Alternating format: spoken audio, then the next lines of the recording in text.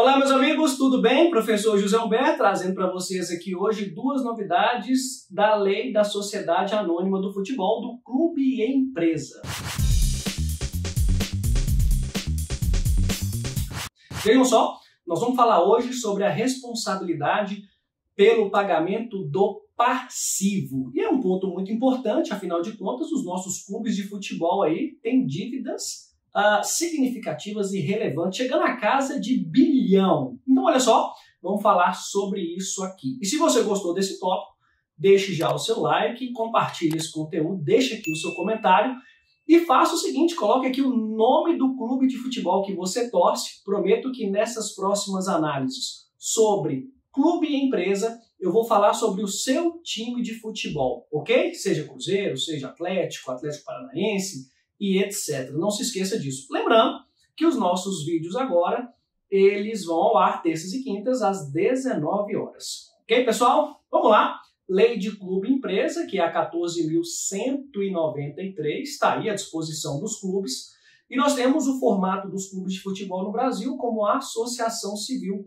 Pessoa jurídica, artigo 44 do Código Civil, e são pessoas jurídicas sem fins lucrativos. Agora, a proposta no clube e empresa é a criação do clube de futebol em empresa, ou seja, atualmente, como ele é associação, ele não é empresa, não é considerado assim, e a partir da criação do clube e empresa, ele será considerado uma empresa. Daí, o que fez a legislação no artigo 2º? Primeira novidade, olha, quem é clube de futebol associação pode se tornar clube empresa transformando, ou seja, de associação para clube e empresa, no formato de sociedade anônima. Beleza, tranquilo isso aí, faz uma transformação.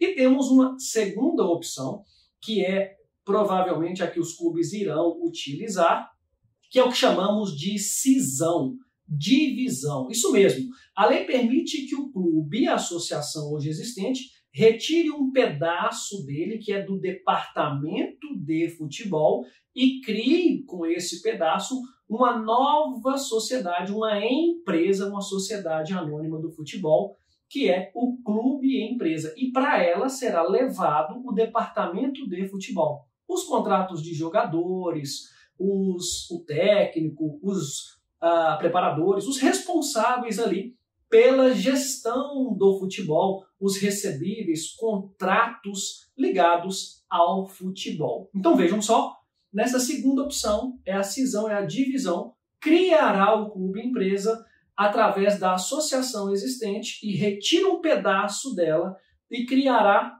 a SAF, a Sociedade Anônima do Futebol, o clube empresa. E aí, nesse segundo formato, nós teremos dois clubes, né? Clube associação, vamos chamar de clube velho, e clube empresa, que é a SAF, Sociedade Anônima do Futebol, coexistindo, isso mesmo, com o mesmo nome, né? Cruzeiro Antigo, Cruzeiro Novo, Atlético Paranaense Antigo, Atlético Paranaense Novo, e daí por diante. Fala, professor, mas como assim? Nós teremos então dois times de futebol, quer dizer, o mesmo time em duas pessoas jurídicas? Isso mesmo, é o que prevê a lei.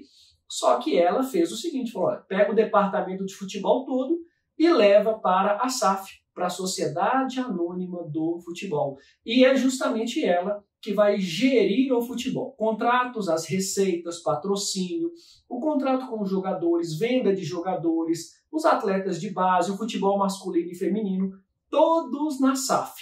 E no clube antigo, que vai continuar existindo, fica o patrimônio, ficarão as dívidas. E aí você me pergunta, professor, mas tudo bem, e essas dívidas aí do clube antigo? O clube empresa, o clube novo, será responsável por elas? Boa pergunta, muitos ainda não sabem, tem muitas dúvidas sobre isso, e é isso que eu vou dizer aqui para vocês. Olha que interessante, o artigo 9º da lei, ele deixa claro que o clube empresa, o clube novo, não responderá pelas dívidas do clube antigo. Não responderá. Inclusive, atenção, e muito cuidado nisso aqui, sejam dívidas anteriores ou até mesmo dívidas que foram constituídas posteriores pelo clube antigo, já na coexistência do clube empresa. Resumindo, clube empresa sem responsabilidade por dívidas do clube antigo. Se temos o Cruzeiro, por exemplo, Cruzeiro antigo com dívida, Cruzeiro novo sem dívida e o novo sem ser responsável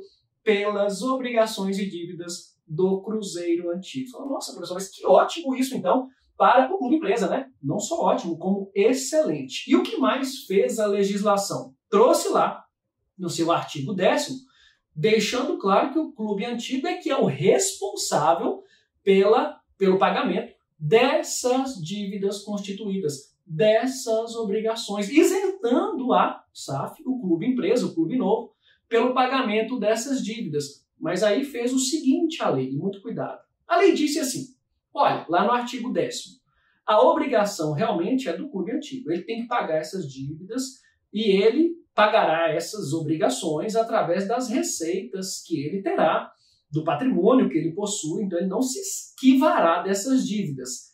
E também, olha aqui, muito cuidado, e também pagará essas obrigações, essas dívidas, por uma destinação de 20% das receitas oriundas todos os meses lá do clube novo. Então vejam só, o clube novo, clube empresa, destinará 20% das suas receitas para o clube antigo, com a finalidade de pagamento do passivo daquelas obrigações. Quando você pensa dessa forma, talvez tenha uma imagem de que haverá um calote, quando na verdade não.